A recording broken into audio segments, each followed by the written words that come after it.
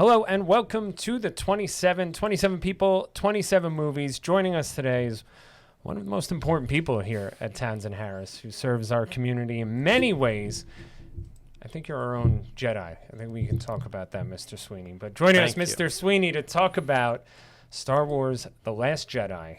How's it going? Great. I'm happy to be here. Repeat guest. You're on a few times in the past. My third time, I think. Yes, you are. You were with Miss Laverty both times? Mm-hmm. We kind of did. Yeah, we did. I feel like it was the WandaVision. WandaVision. Then we did the season review. I feel like we did like a finale one year. We talked about many different things. Well, we're here, and if anyone knows anything about you, Mr. Sweeney, it's your love of Star Wars. That's right. So that's what we're here to talk about. Before we jump into all the movie stuff, let's talk about what's going on. How are things at the Classic? Great. Our readership is up. We've never been getting the amount of readers that we have on our website in the past year and a half. They're producing tons of content on social media, so everything's going well. It's a strong year. Very nice. And we're towards the end of the year, so the reading challenge almost winding down. I know we have the trip coming up. How's the reading challenge been this year as we move towards our trip to Salem? Yep. Same thing. It's up. The numbers are up. I think we're already at 1 million minutes read. The freshman class is really killing it. So they're winning. Yeah. They're not too far ahead of the seniors who are the winners from last year. And the sophomores aren't too far behind them. The juniors are back there at the last place. Interesting. But we gave 4 free spots on the trip to freshmen because they're winning right now. And we had to double the size of the trip because of the interest. So last year we had 1 bus. This year we have 2, and I can't fit any more. Yeah, very cool. And we're going to Salem, Massachusetts. We're going to go to Salem and Concord. Our hotel's in between the two. We'll do some Hawthorne stuff in Salem, obviously some Witch and Crucible stuff. And then around Concord is Louisa May Alcott's house. Wow. Walden Pond. So we're going to try and go there for Thoreau. Yeah. And it should be fun. Very cool. We'll have a great connection to, really make it the true literature reading experience. Yeah. I'm jealous I won't be there again, Mr. Sweeney. One day we'll get you. One day. Yeah. But AP Sem is ruining most of my life right now. So I that's understand. Where we are. So next time. Yep. The Last Jedi, number 8 of the 9, number 2 of the 3rd trilogy. Right. So when we were talking about it, when you picked this movie, you had very strong reasons to pick it that weren't even necessarily about breaking down the movie, the nuts and bolts of the movie, but some of the bigger things around it. So just to quickly talk about the movie, our basic synopsis is that Rey is hunting down Luke to try to learn the ways of the Jedi. At the same time, Kylo Ren, General Hux, the First Order are trying to wipe out the Resistance, and everything goes from there. A couple side stories coming off of that, but that's kind of our you got it. That's our 2-sentence synopsis of The Last Jedi. What'd you think of this movie? What'd you like about this movie? What were some of the things you personally maybe didn't like? We're going to talk about what other people thought about this movie, but what about you? So I very deliberately picked this movie. You reached out and said, pick a movie, and I wanted to take this on because I think it's this weird nexus of, unfair criticism and just a lot of things in the kind of fan world now that are worth talking about. I actually think it's a great movie. Yeah. I'll tell you my overall Star Wars opinion, which when kids come to me to say, did you like this? Did you dislike that? What I always say is, what a time to be alive. Yeah. I will take whatever content they want to throw at me. I don't care if some of it is god-awful, because some of it's going to be pretty good. Yeah. And I'll take that. And my history is I was born in 1984, which is a year after Return of the Jedi. So growing up, there was this hope there would be more Star Wars. And when Lucas comes out of retirement and says, I'm doing 1, 2, and 3, it was like J.D. Salinger is coming back to write a new book. And they were bad. Those were bad movies. Like somehow on the internet, there's been this, recuperation of them. I think part of it is because kids grew up with it, and I get that. Part of it is because the Clone Wars TV show kind of, salvaged some of it. Yeah. And then some of it is this weird kind of politics that we'll get into.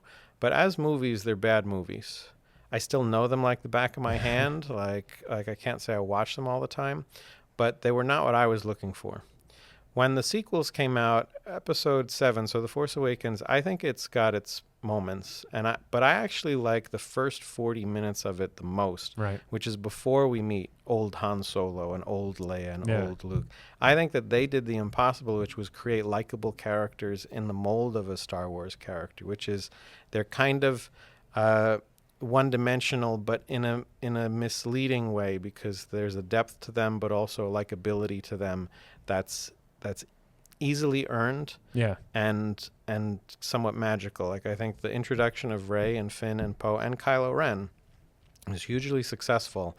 And then when you bring in the old characters, they just kind of take over because they have suck such the life out of the room. Right, it's like they're the focal point. So part of me would like it to be 1,000 years in the future, and they're legends. Yeah.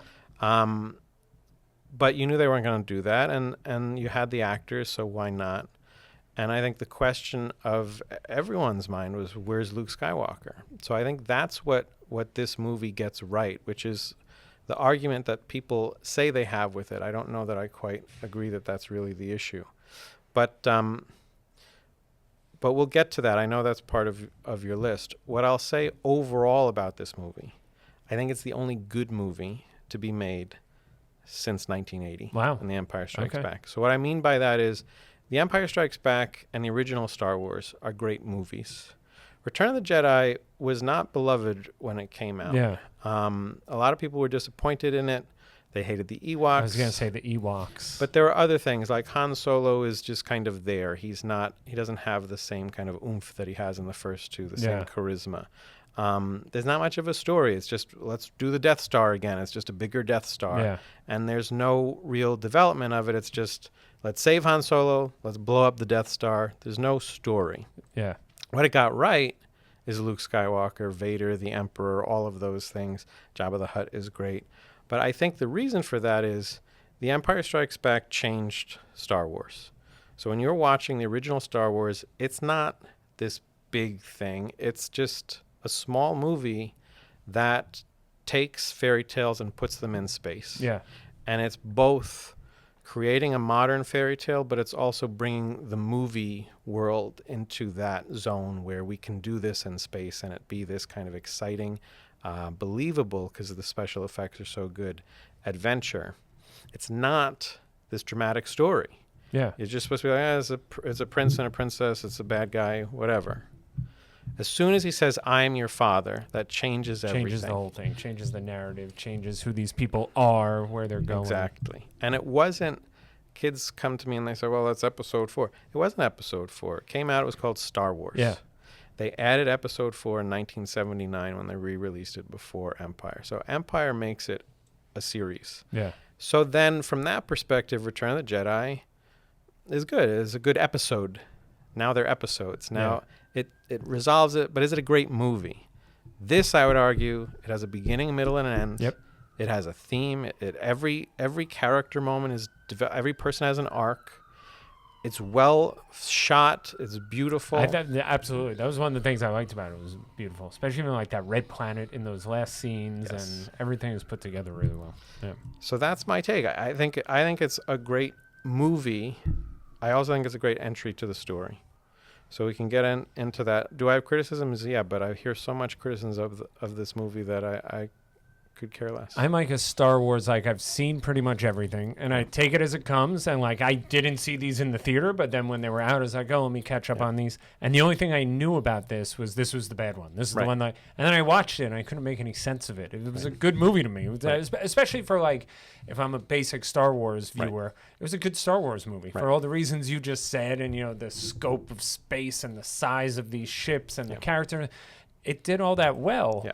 But then when you break it down, like there's this hatred connected to this movie. So when we look at this, and we were back and forth about some of like metrics, different things, right? So Rotten Tomatoes with The Force Awakens, for the first of the new trilogy, 93% with critics, 85% with audiences. The last one, Rise of Skywalker, kind of flips that 51% with critics, 86%. This is 91% with critics, 42%.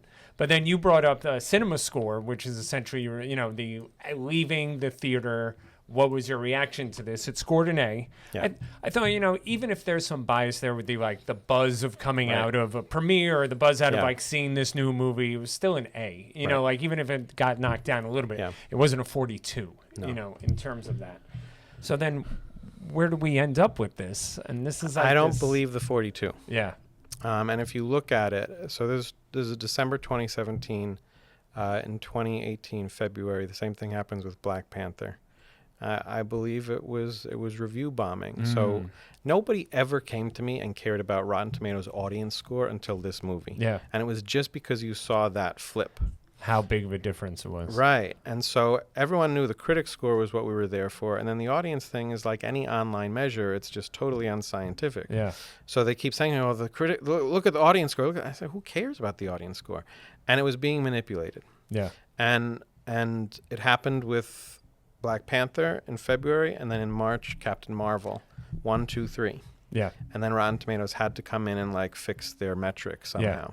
Yeah. When we talked about Captain Marvel in the first season of 27, that was one that was that was a fine movie. It wasn't great, but it was just the idea, if it was just the woman being the superhero, then it was just trolled. You brought this up as this movie's a victim of trolling. It's no worse, Captain Marvel, than any of the original run of, the first Thor is not a great movie. The first Captain America is not that great. There are many worse movies in that initial run of movies than Captain Marvel. It's entertaining and fine. Yeah. And I also don't believe that audiences are this discerning. Yeah. It's like you said, let's say you're not a huge Star Wars fan. There's explosions, and you can watch it for 2 hours. Yeah. Most people just want to be entertained. Yeah. So I just don't believe these numbers. And then the question is, why do people create these artificial, attempts to sway opinion?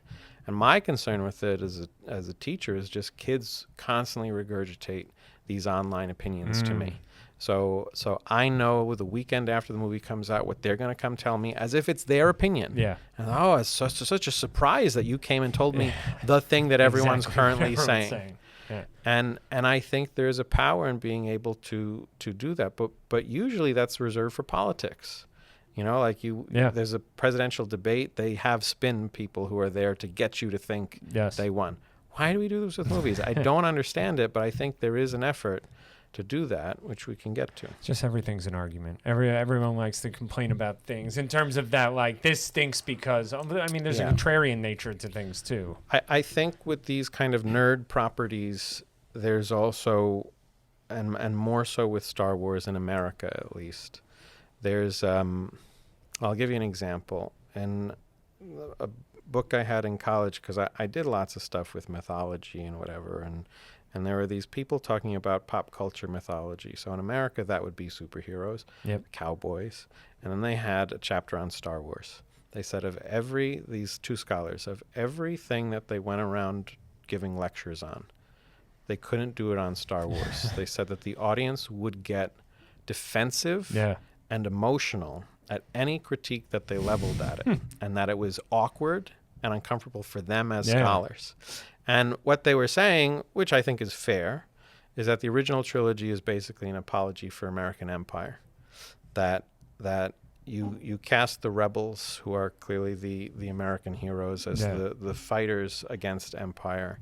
And so empire is bad while you're simultaneously this imperial power in the world. Yeah. And it was our way of kind of looking at the 70s and being like, stop bringing up those negative things about Vietnam and America's place in the world, and let's just have fun again. I think that's fair. But they were like, people couldn't handle it. So there's this weird, almost religious place that it has in the pop culture psyche. Just like connections, maybe people's youth and the toys and it's bigger than a movie. It became more than a movie. Yeah. I think that it is a mythology, that there are few things that tap into that kind of storytelling. So that gets us, if you want to go to that list, I don't know. No, absolutely. So from trying to figure out what would be criticisms of this film? Right. There were 5. Luke is essentially too weak.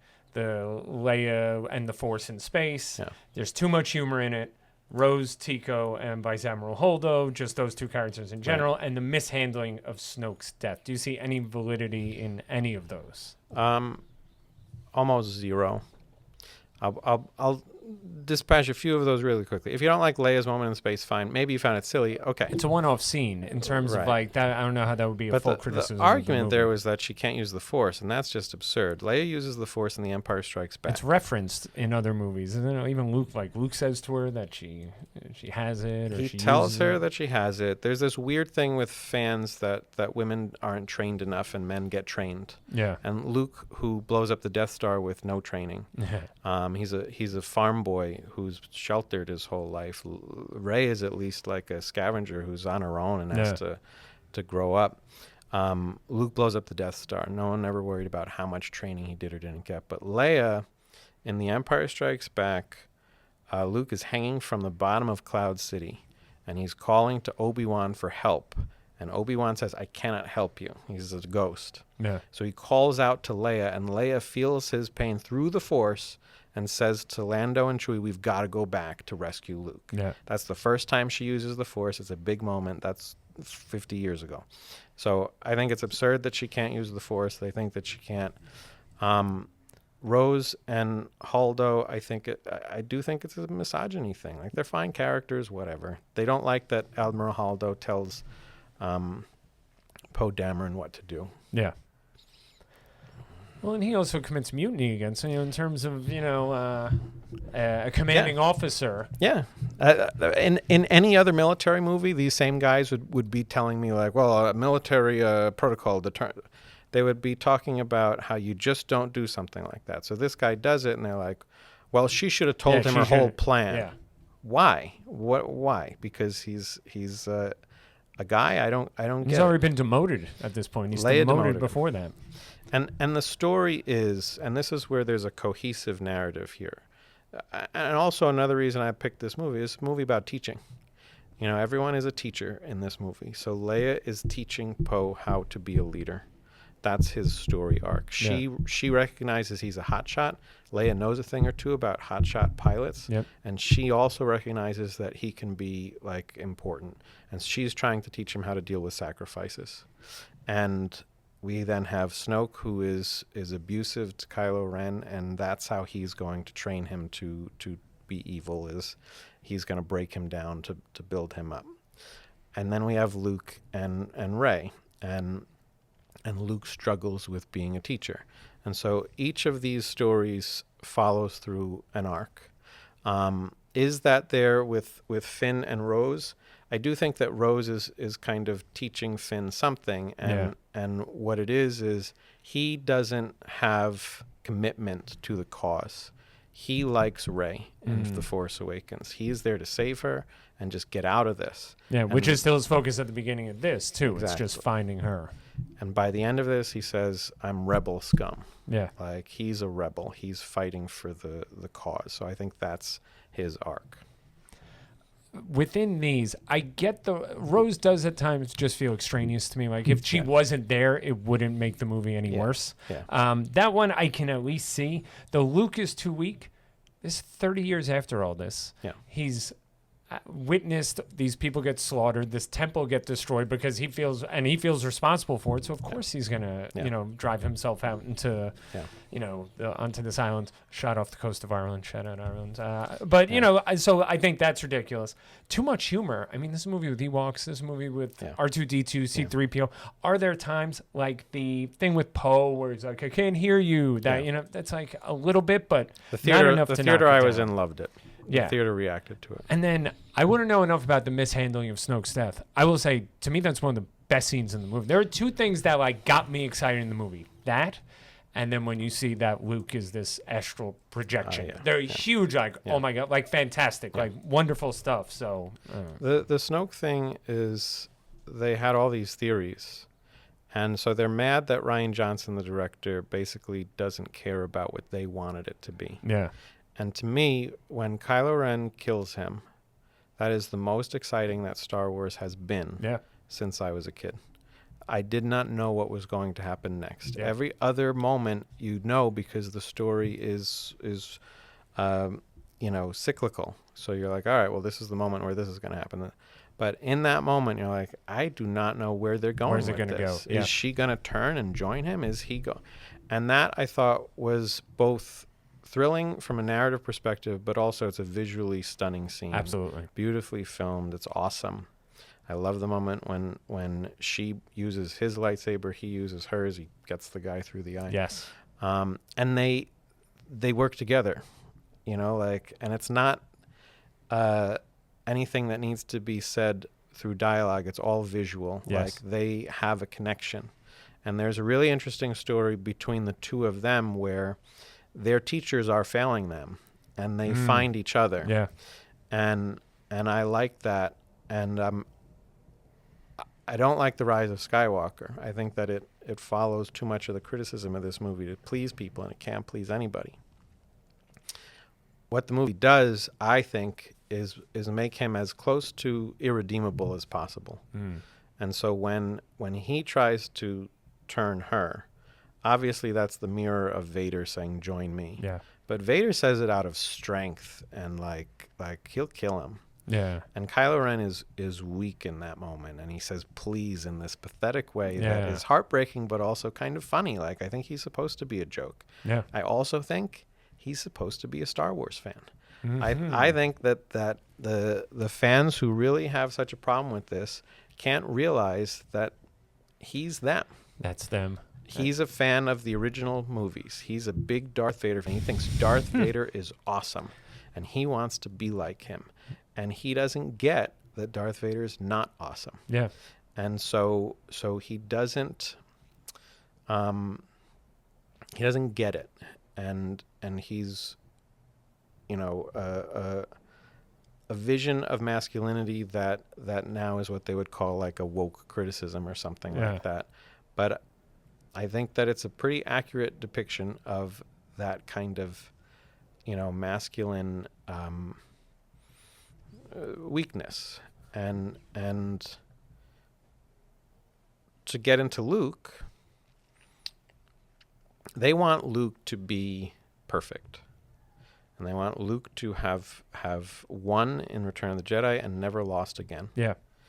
And I'm looking at it saying, what I just said about Vietnam and that era of us leaving and going into Reaganism, this idea that, baby boomers saved the world and whatever, they didn't. And the world is not in such a great shape right now. Yeah. And so this notion that your parents created a better world and are just going to enjoy it and gift it to you is ridiculous. And what Luke is dealing with is exactly what we're dealing with right now, which is neo-Nazis. That's what they are. I like that about the First Order. They're all trying to be this empire that they never understood. They're all losers.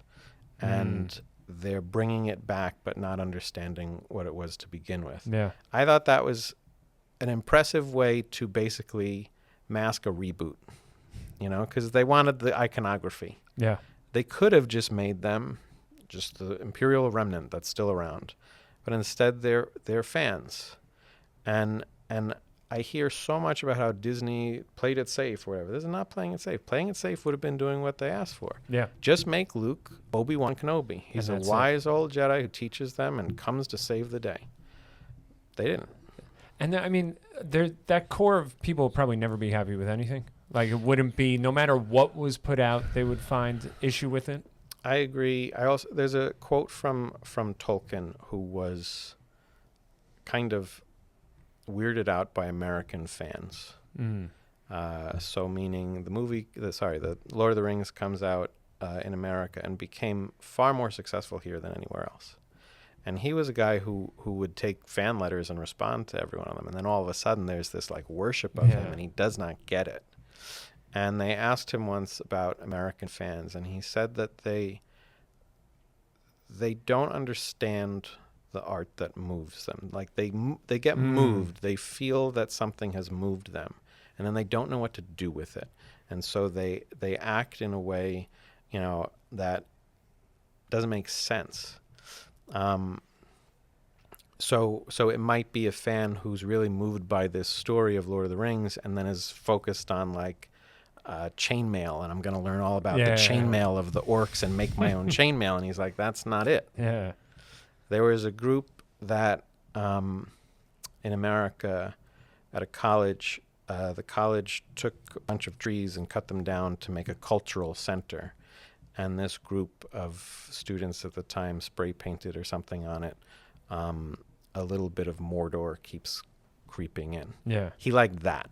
He was like, that gets that it. time, yeah, because there's like a synthesis to that. There's an understanding of the bigger picture, not just the chainmail and this is who I am now, this surface level. Right, and I think that's the thing with Luke is they want him to be, in that article you sent, it said he's at the end of Return of the Jedi, he's a great Jedi warrior. It's like, great, you didn't watch Return of the Jedi. So what happens in Return of the Jedi is Yoda says, and Obi-Wan says,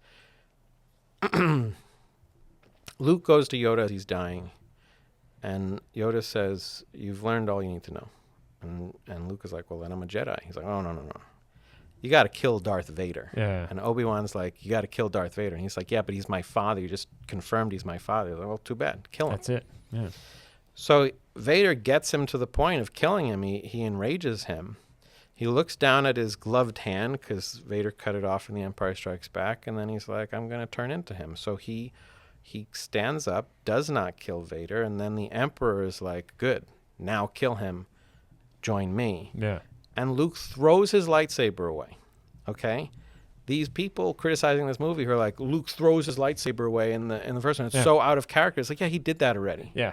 When he throws his lightsaber away, that's when he says, I am a Jedi. Yeah. He refuses to fight the Emperor. And that's what turns Darth Vader to the good side. So him refusing the weapon, being, fearful of it, is totally within his character. And I understand that if he tries to rebuild the world and the same thing happens again, the same thing where these kind of powerful force users keep killing multiple people, masses of people, then he's like, I don't know, this is a good thing. No, he can't be responsible for it. So I think they wanted him to be something that he should not be. And Yoda says famously, so in The Empire Strikes Back, Luke is looking for Yoda. He doesn't know what he looks like. And he finds this little frog in the pond, and he's like, I'm looking for a great warrior. Yeah. And Yoda says, wars don't make you great. And then he says to him, the Force is used for knowledge and defense, never for attack. That's a great line, except these movies only use it for attack. Yeah. That's all we see. Until this movie. When Luke projects himself to save the rebels. Get the people out. And not kill Kylo Ren. Yeah. He could show up there and he could kill them. And instead he sacrifices himself so he can accomplish their goals and not kill his nephew. Yeah. And Leia thinks he's there to kill him. She's like, I know he's not coming back. And he's not there to kill him. Yeah. He just knows that he can't turn him. It's out of his power at this point. Someone else needs to. I just think it's brilliant. Like that is how you show him, truly becoming a Jedi Master. Is he's done the most impressive thing with the Force than anyone has ever seen in these movies. Yeah. And does it to uphold the ideals we were told are their ideals, but we've never actually seen in action. So much so that it kills them. In terms of it's so much of a use of the Force. And it also remind me, I just love, that like Rey goes on this journey to bring the lightsaber back, and then what does he do? He gets rid of it. He throws it over his shoulder, and there you have it. One thing we haven't talked about yet, which I love as a history teacher. You shared a Vanity Fair article that broke down the idea of, in the spirit of the 2016 election, that the hatred of this movie was fueled by bots and trolls from Russia, Russian interference. And we've looked at this, and then we found this paper by Morton Bay, the University of South Carolina Journalism School, weaponizing, just I love the title, Weaponizing the Haters, The Last Jedi and the Strategic Politicization, good job by me saying that, of popular culture through social media manipulation. Essentially trying to just once again prove that we are a broken society, dysfunctional, but by doing it through this movie. And what better way to, I think it's just, I hate to say it's brilliant in terms of it, but I mean, just this thing that will no doubt, knowing the passion that people have for this to kind of, just drop this kind of hand grenade in there and walk away. I mean, I do think this is the thing that would attract, some nut jobs, and we welcome them. We want people to watch this show, so comment below. Yeah. But they'll go crazy to even say this because they think it's, conspiracy and tinfoil hat, whatever. I mean, that's a study saying that it's there. They're not saying everything written out there is by Russia. Yeah. But I think it's what I said earlier, which is they know to plant They know where to go. I mean, absolutely. Like, this makes total sense to me. And from reading it, the author even said it was only like 22%. It was basically they're looking at all the tweets that were sent to Ryan Johnson, and it was only 22%.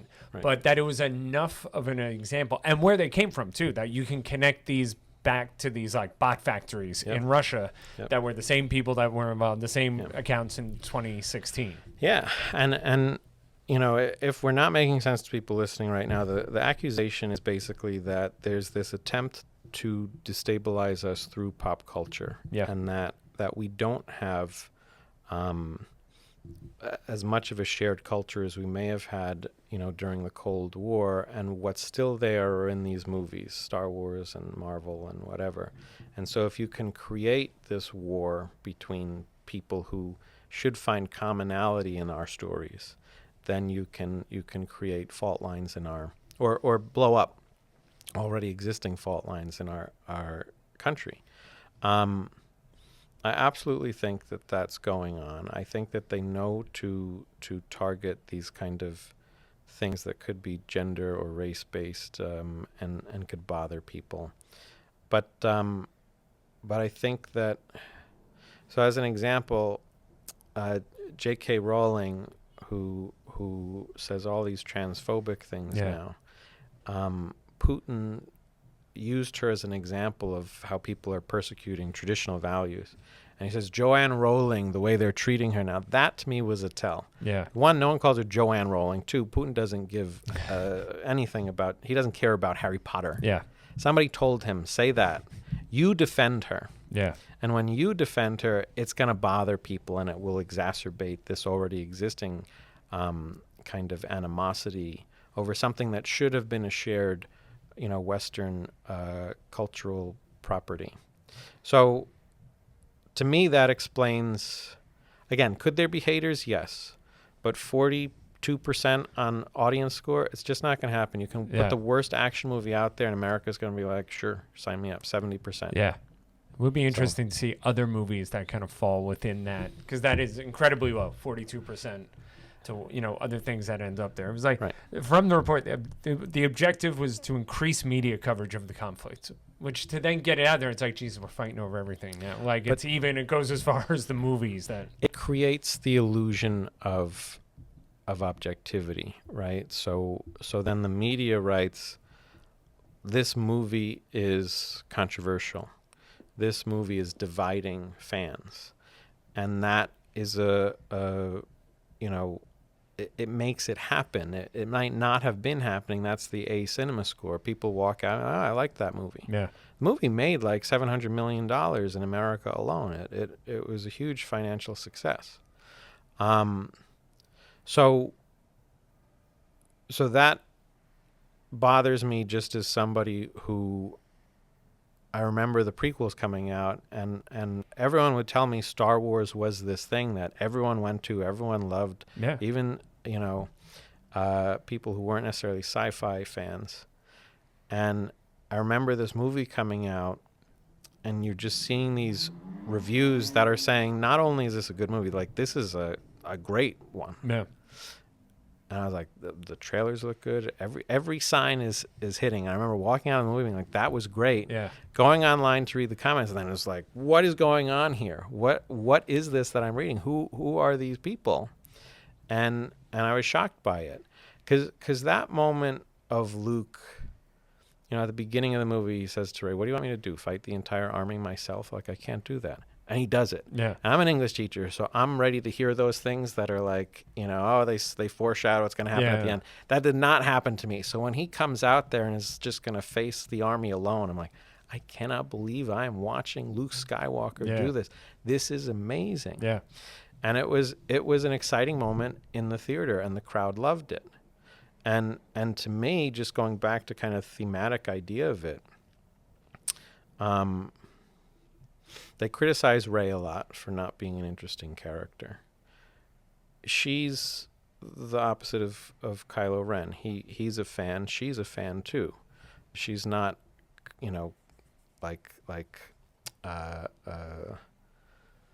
corrupted the way he is. She's more innocent and authentic about it, but she looks up to these people, and so she's looking to them as a kind of found family, for a found family. And they exploit that. They're like, oh, you think Han Solo cares about you, you think this, you think that.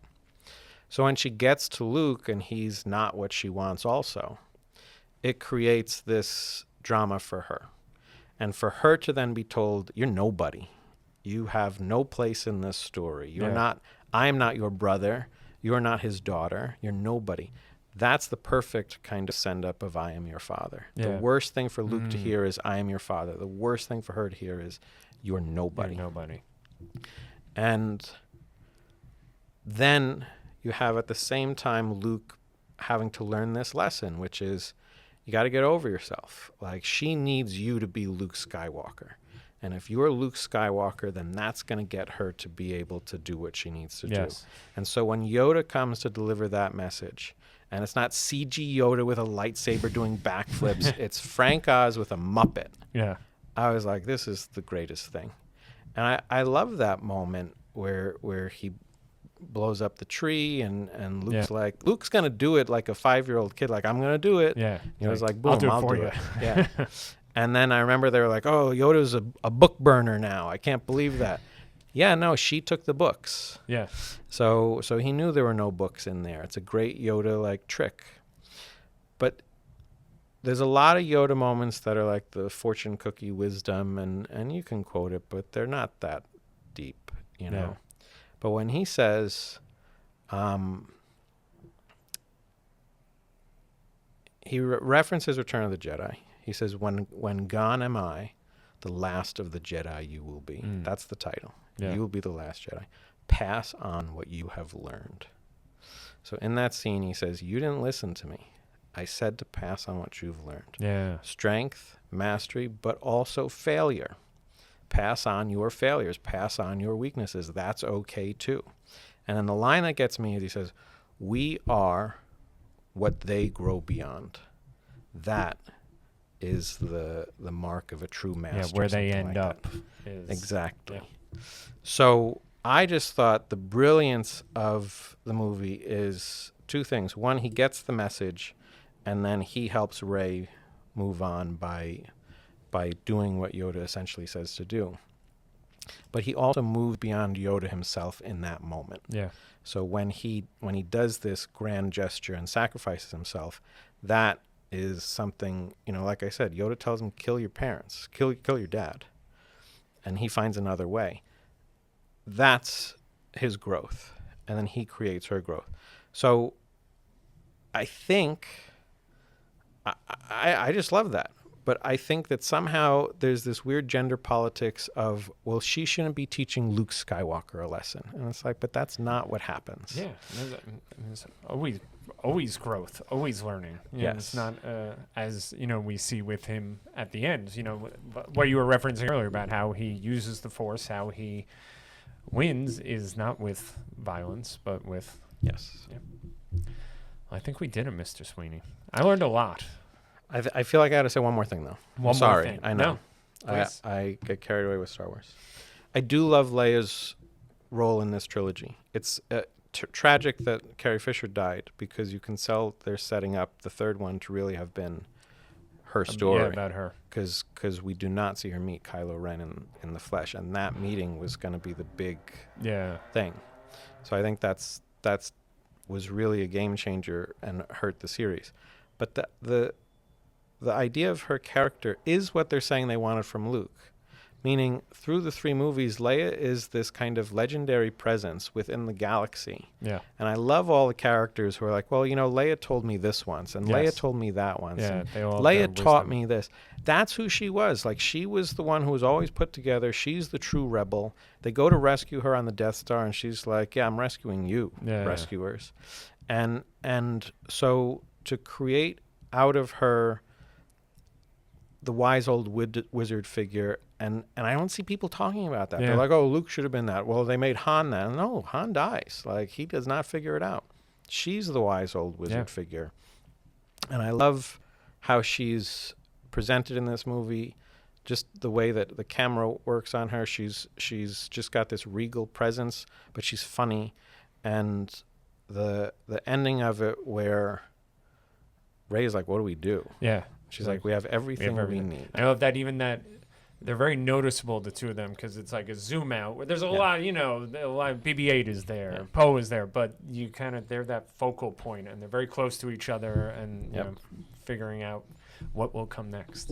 And is that more of that misogyny, by the way? I think so. I think if you can't, if you are watching that and saying like, oh, this annoys me, then I don't want you in the fandom. like it's awesome. Yep. And I think that Leia is an all-time great character, and they do her justice there. And okay, so she floats in space at one point. Who cares? The depiction of that character definitely does her justice. And so to everyone out there, particularly our students who drink the Kool-Aid that these movies are a colossal disaster, there's weaknesses. Yeah.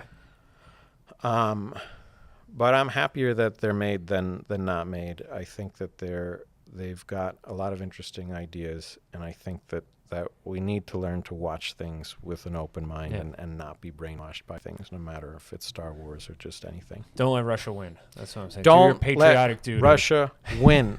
That's what we're talking about. That's right. All right. We good? We're good. We did it. Well, like I said, this is a good education for me, too. As that baseline Star Wars viewer, I've watched pretty much everything, and I've enjoyed everything, but it's good to go deeper. Become one of your students and go on. This is what I was going to say.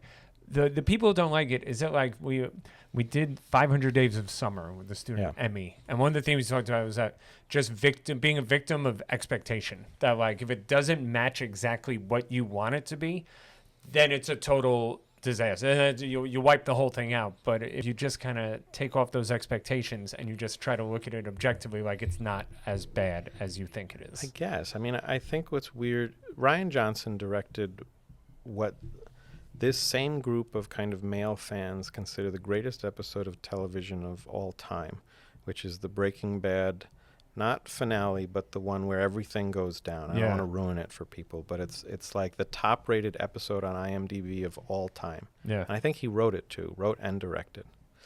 I think if you didn't have this kind of immediate groupthink, and instead it was like Rian Johnson, the Breaking Bad guy, did Star Wars, and this is the greatest thing ever, we'd be in a different world. I think people would more or less buy it. There'd still be criticism. There's criticism of everything. That's part of what these geeky things do, is we nitpick things.